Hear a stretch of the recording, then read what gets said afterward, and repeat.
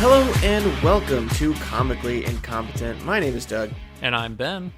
And this week, just want to remind everyone, we are on YouTube now. All past episodes and all future episodes going up on YouTube, as well as Spotify and Apple Podcasts every Monday at 7 a.m. Now, to get right into our hero this week, it is not a two-parter, but we do have a hero that kind of lends into what we talked about last week with the Juggernaut. So this week we have a beer called Attack with Love, and we are talking about the X-Men Colossus. Now, Ben, why don't you tell us a little bit to a lot more about Colossus? That is a beautiful lead-in, and boy, oh boy, Doug, you are so much more right than you even know. I love when that happens. Okay, so I remembered I've learned my lesson. Before I get into what the character looks like, this is a Marvel character, he said. He was created in 1975. That's when he first appeared. And we got some different writers and artists in here. So it's Len Wein and Dave Cockrum, who we have not seen in quite as many things. Yeah, I don't think I've heard a lot about them. Yeah, they're good. They got some in there. I believe they worked a lot on kind of more the 70s. They're not like we were at Marvel for 70 years. Oh, okay. Kind of writers. So then leading into appearance. So this guy can change from his steel form, as we'll call it, to his normal form. So he has two different appearances. So he's normally a guy. He's like 6'3", 240 pounds, athletic build. If you imagine the X-Men movies from the early 2000s, that's a pretty good spot-on interpretation of what he looks like when he's not steeled up, or however you want to say it. I love the terms for him. Now, when he's in his armored form, he's over 7 feet tall, 500 pounds. This dude's pretty big. He's not Juggernaut big, but he is a unit. Yeah. And he traditionally wears like that X-Men jumpsuit, you know? He's, the red and yellow. He's got X going across him. He wears some red boots, some red bracers, and not a lot else. Oh, he usually has a tank top on, so you can see his sick biceps. That's why I like this character. He wears tank tops like me. Muscles of steel, literally. Muscles of steel. Okay, going into this guy's origins, he is a kind-hearted, gentle giant. So he was born in the Soviet Union in Siberia.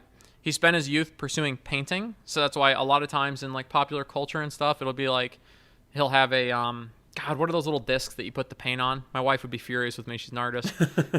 Palette. He's often seen with a palette. Some of my favorite pictures I've seen on the internet, which maybe I'll throw onto our Instagram page or something, is I saw a picture of him with the Bob Ross afro, and he was painting a Bob Ross picture. Pretty darn beautiful. Fantastic. Yeah, so his passion is painting. His powers began to emerge when he was about 13. He's a mutant, so it's a latent gene in you that emerges often when you're going through puberty. He primarily uses his powers in his early life to help his family and his town. He grew up on a farm, kind of like a cute little farming community in Siberia. So, somebody's car would tip over, he'd help lift the car, put a new tire on it. If the tractor fell in a ditch, he'd pick it up and move it. If somebody needed to, move some heavy equipment on their farms, he'd do that. He was just a really nice, upstanding young man. So there was a horrible event one day where there was a runaway tractor that almost crushed his sister. He jumped in the way of it, stopped the tractor, and threw it to the side.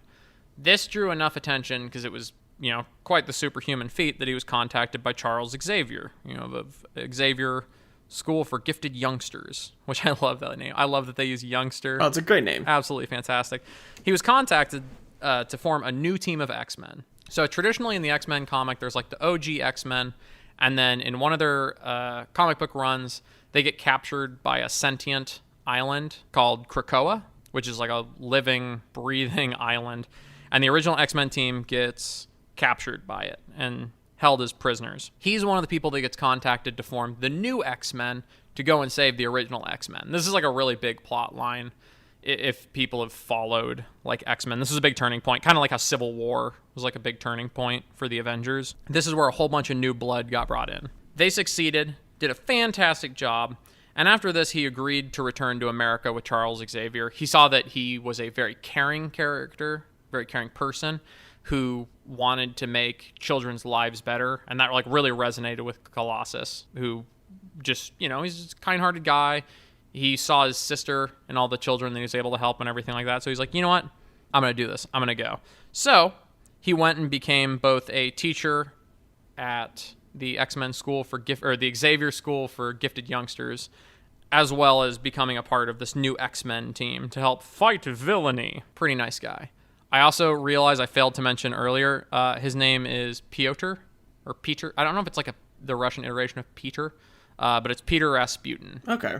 So that's his traditional name. But even at the X-Men school, he traditionally just goes by Colossus. Because who wouldn't want to go by that? It is so cool. That's a dope name. So from there on, he pretty much went to be a part of every major X-Men storyline. Like, cause he didn't leave the X-Men very often. A lot of the characters we talk about, you're like, oh, Juggernaut went to space, and then, like the Green Lantern fought Sinestro and he wasn't protecting Earth, and it's like all these different things. But pretty fundamentally, this guy nails himself down as being one of the core members of the X-Men, which I am a big fan of. So I got 2 fun facts. There's just 2 iterations I'm going to give like a quick comment to, because I always love like these little bullet points. They're not the biggest influencing thing in the planet, but in one iteration, he was the host of the Phoenix Force, which if people don't know, that's what gives Jean Grey like the Dark Phoenix power. It's this extraterrestrial power. At one point, he was actually the host to it, and he held the Phoenix Force. So I think that's neat. And then leading into when this episode started, you were like, we have kind of a 2-parter. It's not exactly a 2-parter, but it's a continuation because the characters are kind of similar. Did you know that at one point he was actually the avatar of Sidorak?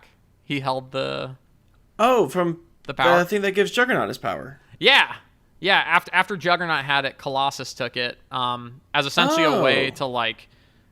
It's one of those like there always must be an avatar, and he's like, okay, I can fight off the evil of this so that an evil person doesn't get it and then become an absolute monster. Oh, so you mentioned before we started recording that there was something that was going to tie them together. I thought it was just the fact that they fought each other in Deadpool 2, but there's a way deeper connection. Yeah, no, they were both avatars of Sidorak, and I was like, oh, that's so cool. That's part of why I was like, okay, I think these are 2 good episodes to do 1 week after the next, because I was like, right when that is fresh in people's minds, I'll be like, hey, he also had this iteration on him. Yeah. And he's cool. So that's more or less his base story from there, his origin, getting into it. What kind of powers and or weaknesses do you think this adorable, lovable giant has? So I'm going to say durability. I mean, when he's in his like steel form or armored up, and he's bulletproof, the dude can take some crazy hits. Yeah, he can withstand bullets, missiles. He's even sustained getting hit by a howitzer, which is like a heck of an artillery. Yeah, and his durability extends to temperatures as well, like very, very exceptional, like freezing cold and melting hot. Yeah, which we've seen him fight a lot. I mean, I'll get into the movie versions later, but we see him take some pretty massive hits. Oh yeah, I'm gonna say superhuman strength. He does have superhuman strength, and he's not as strong as the Juggernaut. Generally, the way that it's viewed is that he can hold his own against the Juggernaut. He can have a pretty good fight, but he usually cannot beat the Juggernaut in a fight. Juggernaut is like objectively stronger, but it's pretty darn close. It's like when we were talking about Hulk and Abomination. It's like it's pretty darn close unless the Hulk gets really mad and then he like beats Abomination. It's a similar thing where holds his own, but he's not necessarily stronger than the Juggernaut. Okay. I'm gonna say fighting, like fighter, super skilled fighter. He's reasonably skilled. He's trained by the X-Men. He gets trained in their danger room, as they have it in the Xavier mansion. So he's a skilled fighter and a good member of the team. He's got a lot of fun tag team stuff that he does. Yeah, that's which we see, I think, more than anything. He's never like, at least in the film iterations, you never really see him fighting alone. He's stronger, I feel like, when he's with a team. Yeah, he's very much a team player, which, again, this is going to be one of those goofy, like, do you consider it a power things? But you know what? A lot of our characters that we've interacted with in this show don't always play nice. And so you know what? It is a bit of an additional power to be able to play nice. Yeah. So I'll give him that one as a power. What else do you think he can do? Super friend. He is a super friend. I think that's worth. God, I love him so much. He's so nice. I love nice heroes. Oh my gosh. Well, that's why I chose the beer Attack with Love, because I think that describes his character and his personality very well. That is a very appropriate way So this one is a little bit of a cheatsy doodle, but I feel like we skipped it. A cheatsy doodle. A cheatsy doodle. Yeah, that's the chemistry term for it. The chemical term for it is a cheatsy doodle. Oh my god. No, I just feel like we blew past it. This guy can turn his flesh into an organic metal. Yeah, I mean, we kind of already went into the descriptor, but I felt the need to kind of throw that back in there. Mainly for the reason, a couple things to go into is his flesh literally like exchanges, like the chemicals move around and stuff, and it actually becomes an organic metal. So the metal's still like living and everything. Interestingly, we're not 100% sure exactly what the metal is. Like, it's not any particular, like they never point to it and they're like, it's adamantium, or like it's like they always describe it as this organic blend of all of these strong metals. So he's something different. He's something kind of new. Yeah, a lot of times people throw like steel at it and they'll be like, he's the man made of steel or the man made of metal. It's technically nothing that we've seen before. It's its own thing. Okay. Yeah, but I thought that was kind of fun little thing. I didn't in know there. that it was his flesh changing, like the chemistry of his skin. I thought it was like a layer. No, it's literally it's more than skin deep. It's to his core. All of his is atoms the right word? Like all like the molecules in his body rearranged to make like a chemical structure of this organic living metal. Interesting. Yeah, there was actually one iteration where he gets like ripped in half. Like the way we're going to probably talk about Deadpool 2 a fair bit because I know we both loved Colossus and both Deadpool 1 and 2. But like the point where Deadpool gets ripped in half and it's like, oh my god, my biggest superhero. So that happened one time to Colossus where he got ripped in half where he was in his metal form. And he stayed in that metal form for I think like 2 or 3 more days while ripped in half until they could essentially like weld him back together. At which point he like returned to his flesh form, and that is what had saved his life, is staying in that metal form, which is gangster to say the least. Don't we see that in Days of Future Past in that fight at the end when the what are they called? I'm blanking on the name now. Oh yeah, I always remind me of like they're called like destroyers or something. No, it's gonna bug me now. I'm gonna figure it out. They're Sentinels. From the Matrix. Sentinels are the name of the thing in the Matrix. Yeah, he does get ripped in half in that. I think that might have been like a little homage to when it happens in the comic books. Because I think in Days of Future Past, in that like moment he dies, but then that movie is just things are happening and things are going places, and I don't understand the timeline anymore. But yeah, that so that essentially happens. Easily, that movie was the best of the newer iterations of the X-Men. I had a fun time watching it. It was a good time. It was a good one. Yeah. So as far as this power, he's able to do it on command. So he's not like the Hulk where it's like, oh, when he gets angry he turns into this, or like when he needs it or whatever. He can at will turn into his organic metal form or back into his human form, and he can stay in that form, the metal form, for several days. Like I think in some of the longer situations he stayed in it for almost up to a week, which is, I was gonna say, is interesting because the fact that in the Deadpool series we only see him in his armored form. We never see him. Yeah, they kind of make it appear in the Deadpool iteration as if he just can't change into, which, hey, maybe that's the one they're going for, But traditionally, he has the ability, more like X1 through X3, where he can at will change back and forth between the 2 iterations. Yeah. So, as far as speed, when he's in his armored form, he's essentially the fastest normal human you can find. You see that, again, in a lot of like his film adaptations and stuff. Like, he runs incredibly fast, but he's not, he's no Flash, he's no, any of those, but incredibly fast. This is, I put another thing on here, and I listed as under that category of things that probably aren't superpowers, but I feel the need to give credit where credit is due. He is a master painter. Hey, man, you know what? I can't do it. It's a talent. It's a skill. Yeah, I mean, a heck of a lot better than me. That's, anyone better than me at art amazes me, which is most of the world. I would say most people. Yeah, I took an art class, and I went from drawing stick figures to drawing stick figures with beards. I was not very good. I can't tell if that's a step up or not.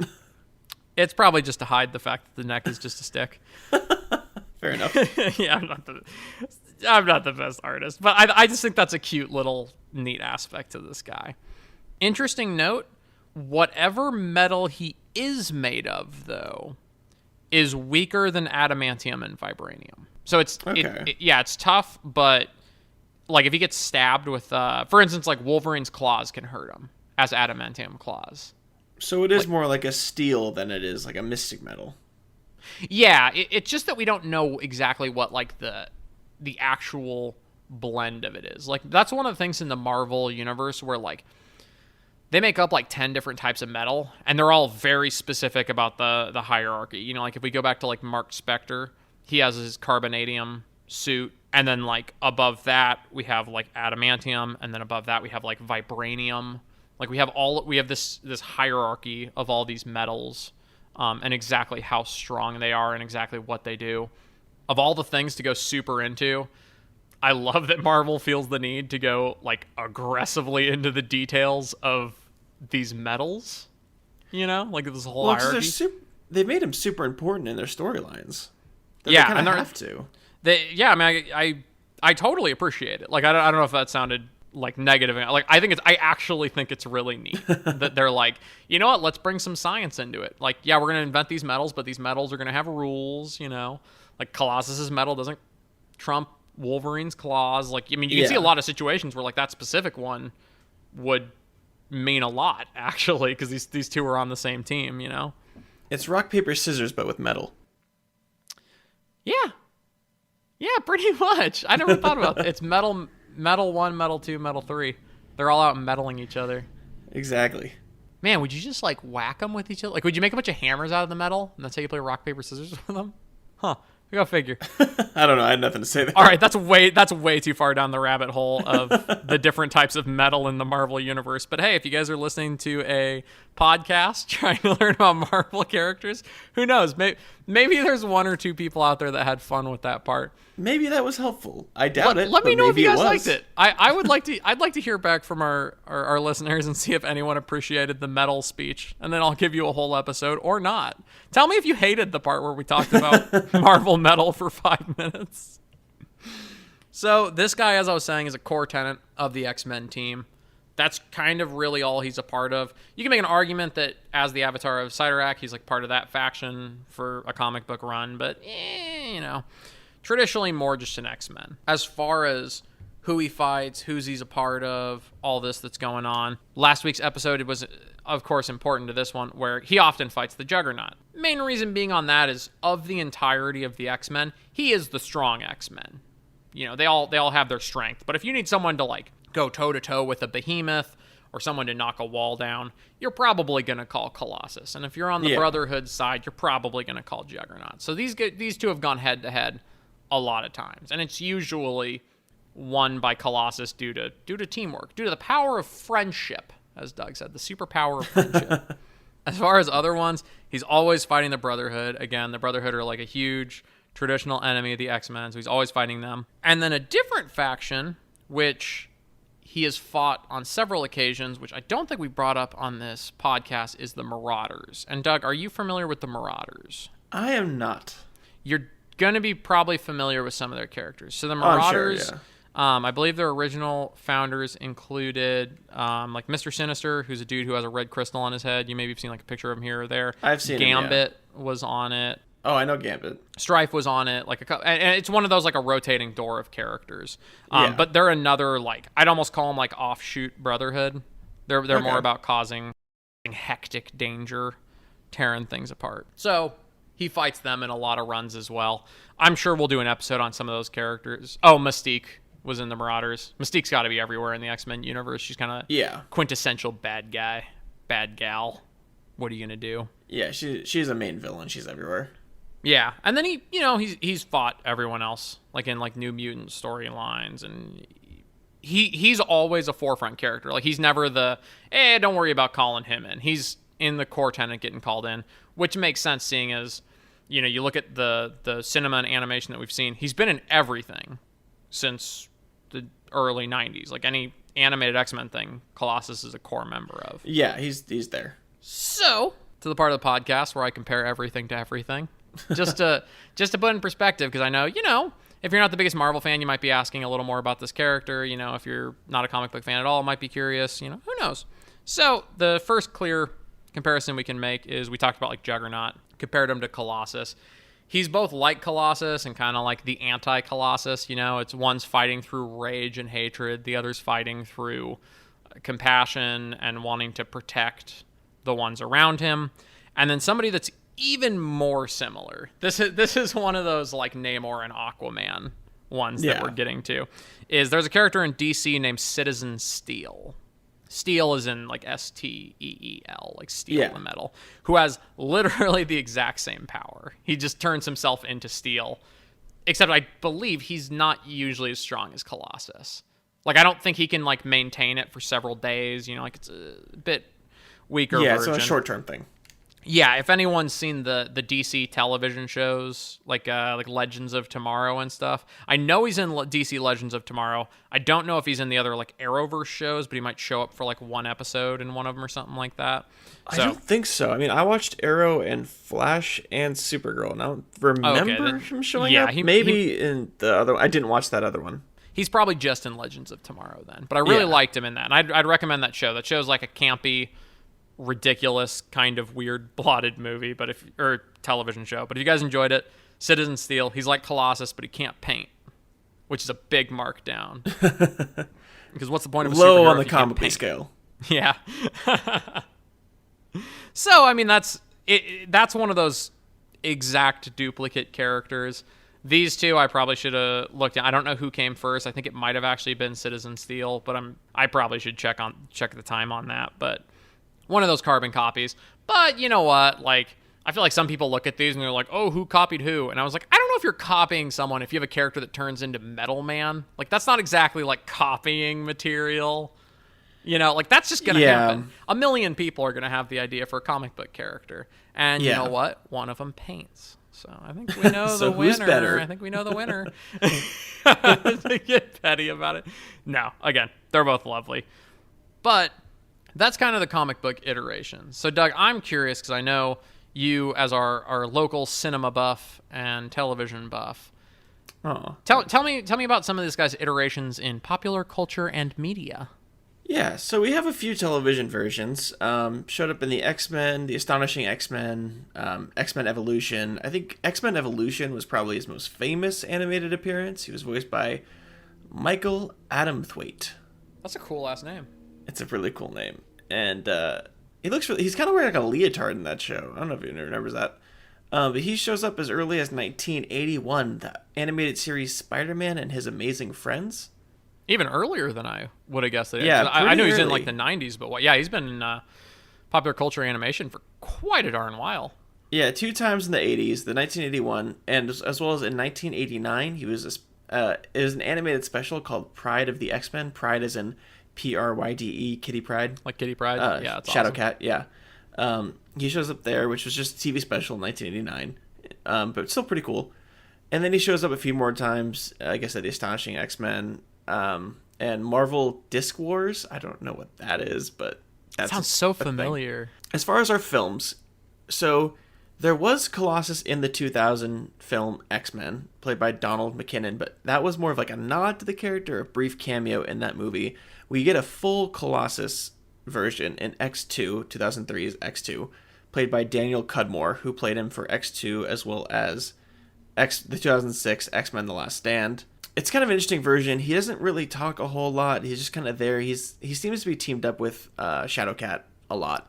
Yeah, he's more of a, I don't want to call him a set piece, but he's almost more of a set piece. It's like I was saying, like anytime they need a big, strong guy, well, there's Colossus. I really liked that actor for him too. In the little bits we did see, I thought he really captured.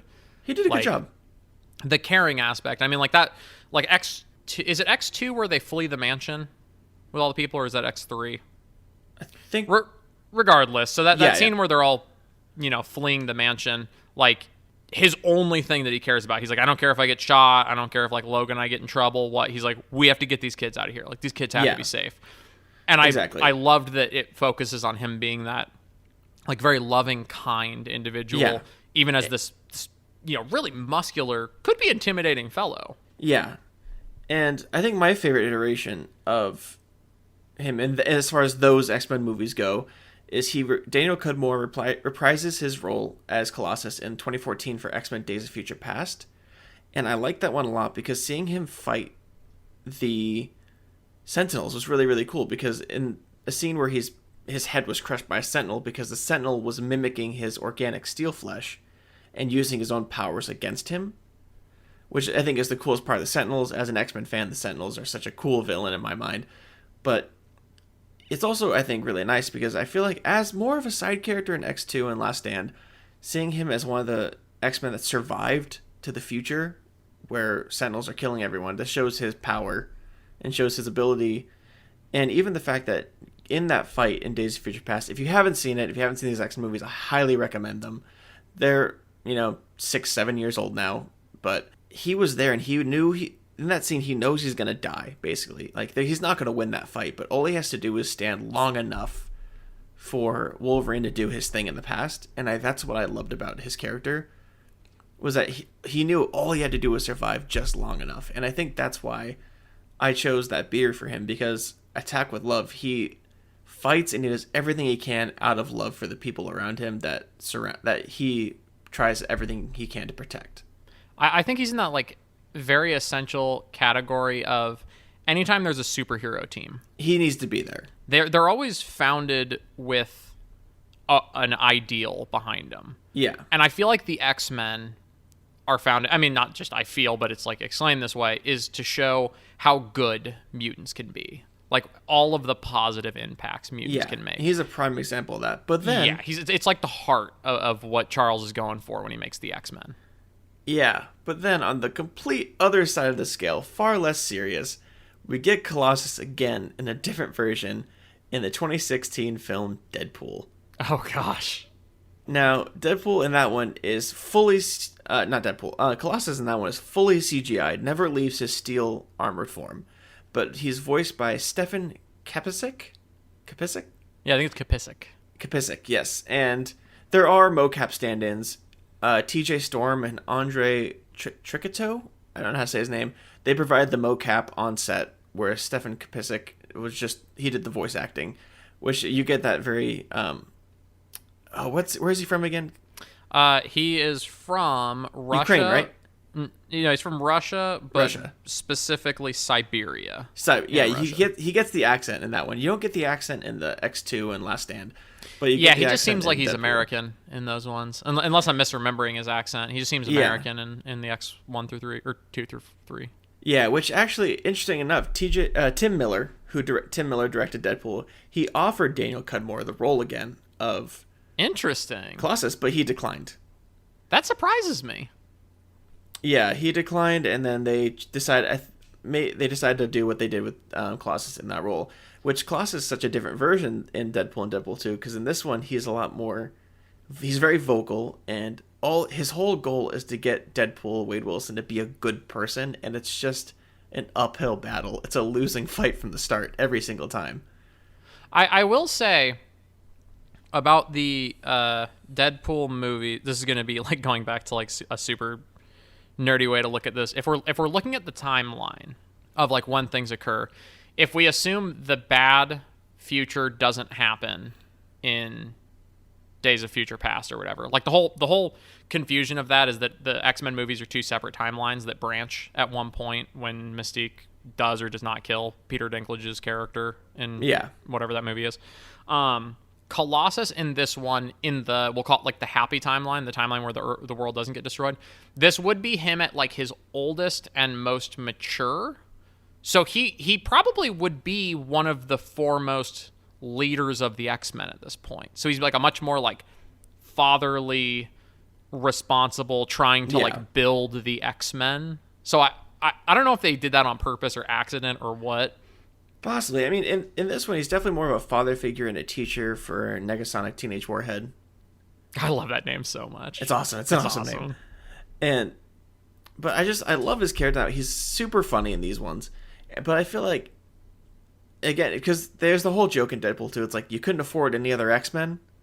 Oh, yeah. I feel every time I come around the mansion, it's just you guys.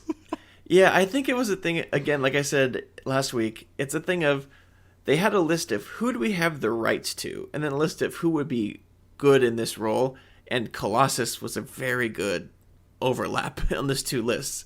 His dry humor and serious nature, serious but nice, goes so well with Deadpool, where he's the exact opposite. Like, he's not serious in any way. Like, like totally just messes around, and then he just finds everything funny and does everything inappropriate, and it's just so not Colossus. It's perfect good cop, bad cop kind of thing. But they kept the ideology of Colossus from the other series to the Deadpool series, because he still has the same mentality of whatever he's going to do everything he can to make sure the people around him and the good guys are all safe, and he'll do what he can to make sure that happens. So it's that same ideology, but the Deadpool movies make it more of like a funny kind of thing. He's trying to give like Deadpool words of wisdom, always like trying to help him out and be like, you can be an X-Men too, like you can be a good guy with us and help fight. And Deadpool's just not having it at all. Yeah, he's like, I'll pass. In a much more crude way, probably. Yeah, I think when we get down to comicalies, it's gonna have to be almost two different comicalies for the. You can't just do like a media version, because I feel like the media versions we've had are all so different. So different. Yeah, and then outside of films, we also have some video games. He's appeared in a lot of video games, from the Uncanny X-Men game, which was in 1989, an NES game, all the way down to just this last year, 2019, in Marvel Ultimate Alliance 3, which came out for, I know, the Switch. I think I'm sure every other console as well. I think it came out on every console. I don't think it came out on computer. I did it on Switch. It was a good game. Yeah. And then I've played him before in Lego Marvel Superheroes. He is voiced by John DiMaggio, who's a very, very famous voice actor. I can guarantee everyone has seen something with John DiMaggio, from Futurama, Adventure Time, to even That's where Kim I know him Possible. from. I was like, I've seen that name so many times before. I'm a huge Futurama fan.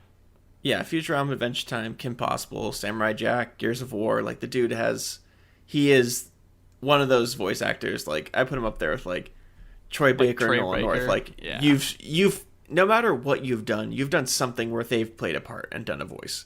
Or like the old guy that does all the Nords from the Elder Scrolls games. You know, that's every old white guy. Yeah, that's another one that's in like everything. Yeah, but I think as far as media versions of this character, I think my favorites are gonna actually be the X2 and Days of Future Past version, the Daniel Cudmore version. I love the Colossus that we have in Deadpool. I think is very funny, but I think as far as like what I imagine Colossus being, and his like, just I don't even know what to say. Like, just Colossus in general, like his whole like his most appropriateness. Yeah, like his exactly. most accurate. That's gonna be the X2 Days of Future Past version for me. You know, I'd agree with that. I would list it similarly, where I think that's like the most appropriate and accurate one. The comment I will give about the Deadpool iteration of Colossus is, I don't know if I've ever had a character in a movie make me smile more than just every time we see that character. Yeah, I love the scene where Deadpool hurts his feelings in Deadpool 2, and then Colossus like laying in his bed, and then Deadpool's doing this what's that movie? The 80s movie John Cusack holds the boombox over his head. Oh yeah, I'm bad with movies, so I wouldn't know. But yeah, where he's standing outside of his window, he like throws rocks at the windows to get his attention, and then he's just holding the boombox. Oh my gosh. Okay, so it's gonna bug me, the name of that movie. Hold on, I'm gonna get it. While you look that up, I had a fun topical. I found it. Comment about Deadpool 1, which I realized not a lot of people know. But do you remember Colossus fights Angel Dust? That's the name of that character in Deadpool 1, the very muscular, strong mutant woman. Is her name Angel Dust? Her name's Angel Dust. Yeah. That name, right? fight was Isn't that really, like really heroin cool. Or something? I don't know. Whatever. So he fights her. Did you know that's one, she is an ex-MMA fighter? I did not know that. Like that actress. And then that's also the same woman that was in The Mandalorian. I knew that. Hunter. Yeah, she's fantastic.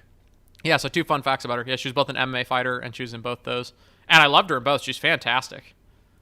Yeah, she's great. I mean, she was a badass in Deadpool. I mean, she even got to do the superhero landing. Who was it? Like, she does the superhero landing, and then Deadpool's like, "Oh, that is so bad for your knees." And I thought it was so funny, because I'm like, the superhero landing looks like the most painful thing on the planet for your knees. Yeah, like, Deadpool's like, superhero landing. She's gonna do a superhero landing, and then she jumps off and lands. He's like, "Oh, that's gotta be bad for your knees." Oh man, I'm gonna rewatch those movies later today. They're classics. Absolute classics. Oh my gosh. Yeah, that was I completely agree with you though on the iterations. But what was the movie that he was standing outside with the boombox? It was Say Anything. It was the Peter Ah, Gabriel song that he was playing, and it was Peter Say Gabriel. Anything. You know, that cracks me up. a classic. Oh my God. An absolute classic. Gosh, this guy has been in everything for so long. He's been in popular media since, you say 81? 1981.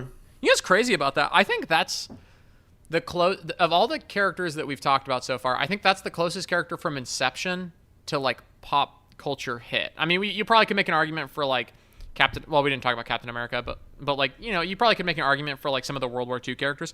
But this character's first comic book run, or first time he even appeared in a comic book, was in 75. He's already in animated shows by 81, like in like multiple through the 80s. That's, yeah, you know, 6 years later. That's really impressive for a comic book character to go from Inception to actually being in something big. You know, if you think about some of these other characters, how long it took for them to get like an iteration.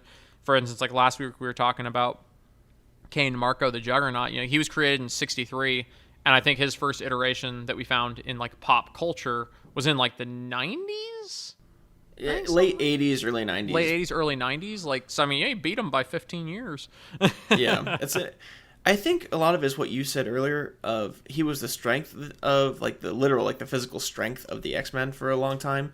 And I think that he just became essential, like very, very quickly, is that they didn't have anyone who could just be that muscle. And he just very quickly got cemented in that role of just the muscle. And people liked him. He was a good character. He's caring, kind. And I think he was just very likable off the bat. He's not been like the main hero, but I think people just like almost expect him there now, and so he just kind of gets constantly thrown in. That makes sense. And you know what? I would be remiss without bringing this up, and I'm surprised it hasn't come up yet. How cool was that? I didn't want to talk about it too much in last week's episode. How cool was that Juggernaut Colossus fight at Deadpool 2? Oh, that was fantastic. That was a gosh. very awesome fight.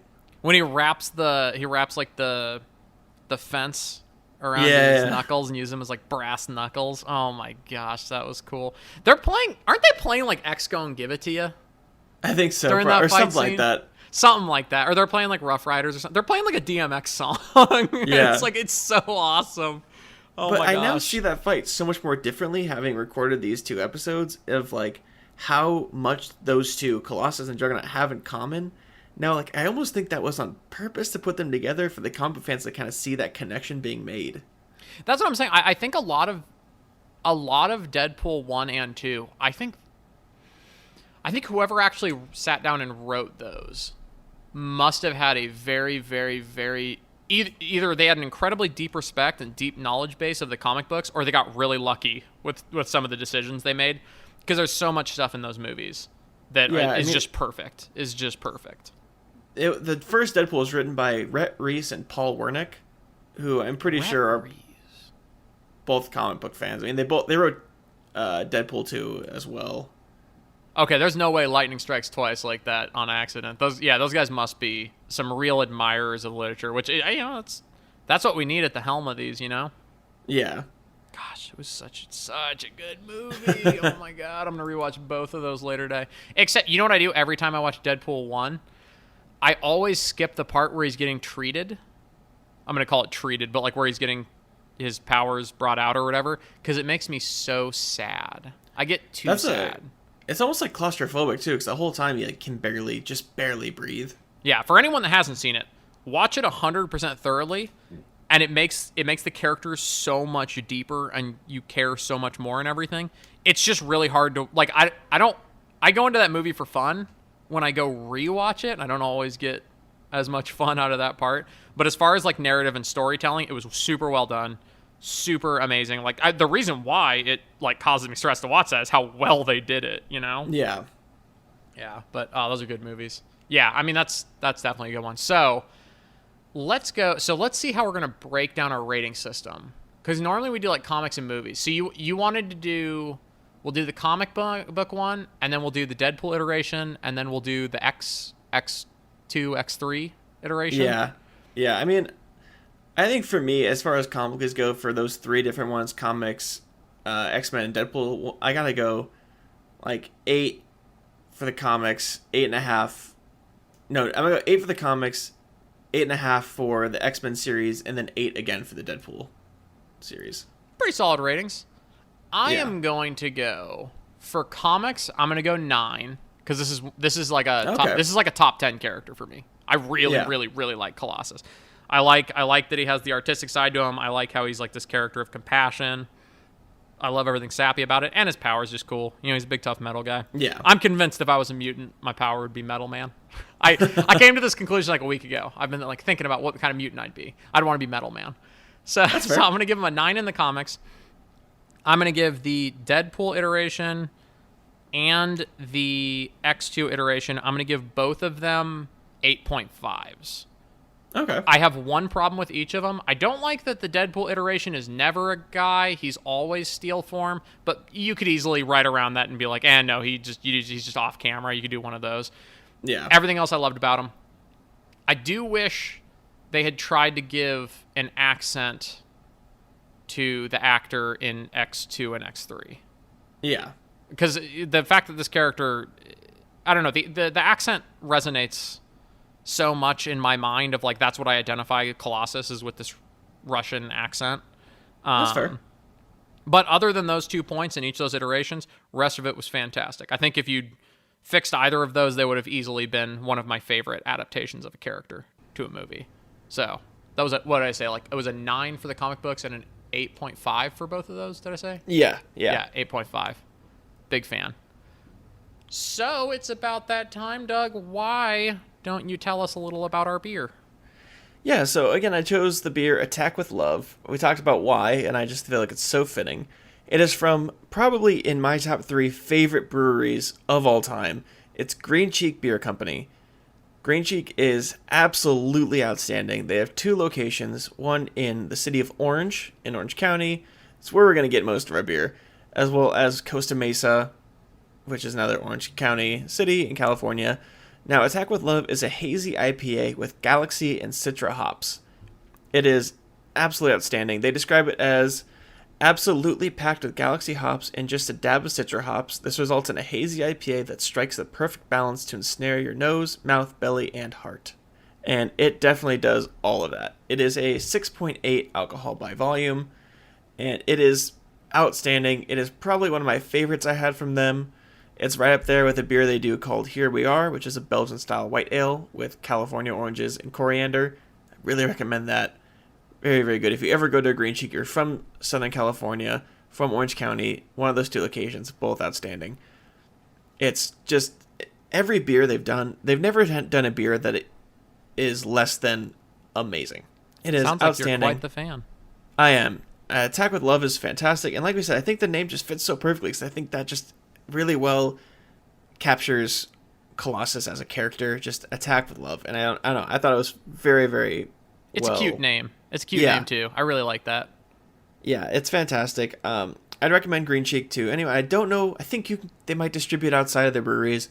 I'm not sure, but if you really, really want to make sure you get the freshest beer from them, Orange or Costa Mesa, look them up. They're fantastic. That sounds like a pretty darn good recommendation there. I'll have to try that out once we're out of this whole situation. Yeah, very, very good.